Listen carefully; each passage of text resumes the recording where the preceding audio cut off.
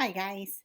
One of the stories that you need to listen to this week for Unit 10, Week 1, is called The Elves and the Shoemaker. And this is the first part of it. So you look at the picture while I read. This is actually a story that's called a fable. And I want you to think about what can happen when the elves work together. Once upon a time, there lived two shoemakers, a man and his wife. They worked in a small shoe shop where they made and repaired shoes. Like others in their neighborhood, the shoemakers were honest and hardworking, but poor. One fall day, the shoemakers had only a few bits and pieces of shoe leather left and no money to buy other supplies. I still have hammers and nails, but there's hardly enough leather to make another pair of shoes, said the shoemaker sadly. And there's no food left for dinner, added his wife. That evening, the shoemakers left the scraps of leather on the work table and went to bed hungry. They would decide what to do tomorrow. The next morning, the shoemakers went into their shop. Goodness gracious! They both exclaimed.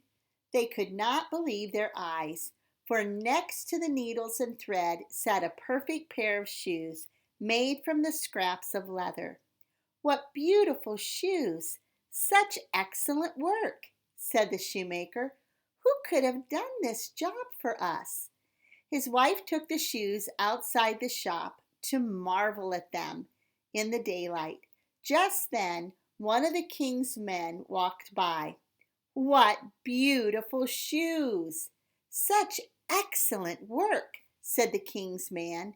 I must buy them. He gave the shoemakers a gold coin. With the money, the happy shoemakers were able to invite their hungry neighbors to a celebration.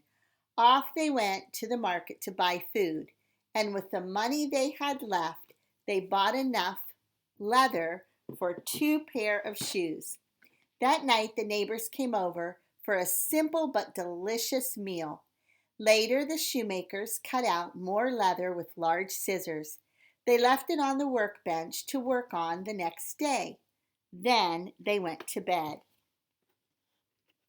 While the shoemakers slept, two tiny elves scurried in. They busily snipped and stitched with strong needles and thick thread. Then they shined their 2 perfect pairs of shoes with a rag. They left the shoes on the workbench, and in a flash, they were gone. The next morning, the shoemakers went to their work table. Goodness, they cried. There on the workbench sat 2 beautiful pairs of shoes.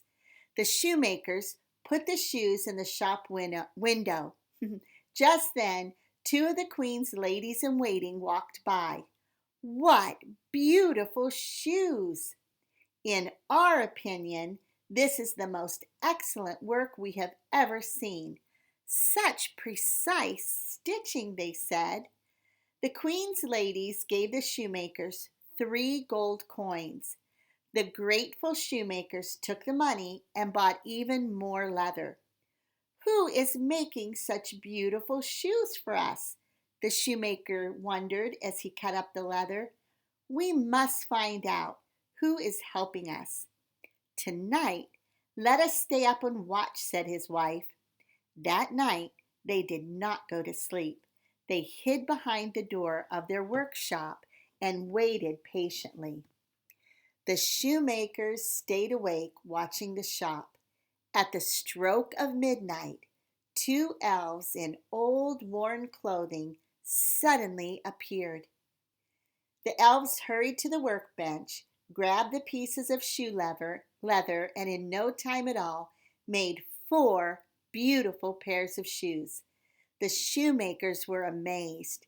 Did you notice the holes in their ragged clothing? Said the wife.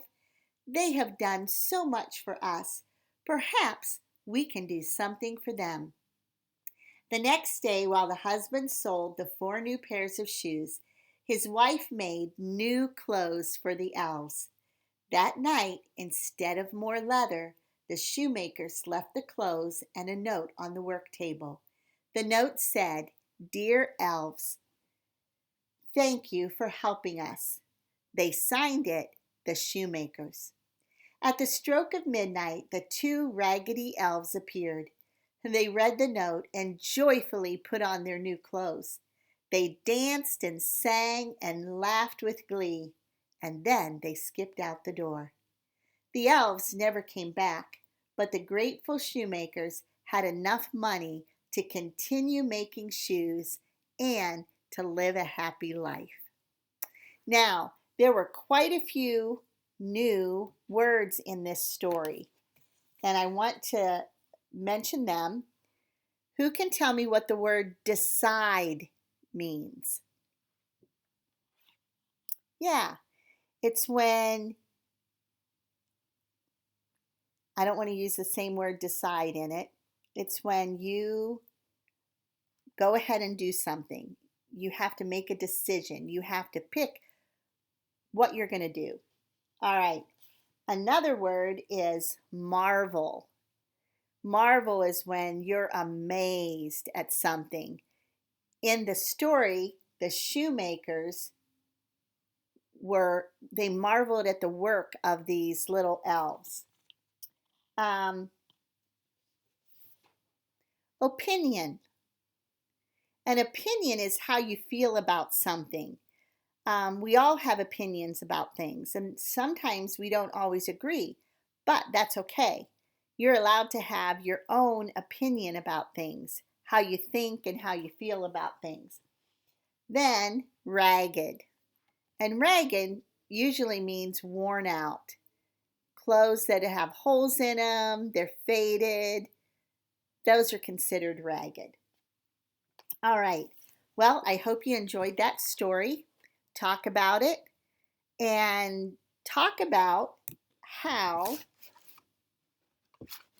those elves work together and what happened when they worked together. All right. See you next time, guys. Bye.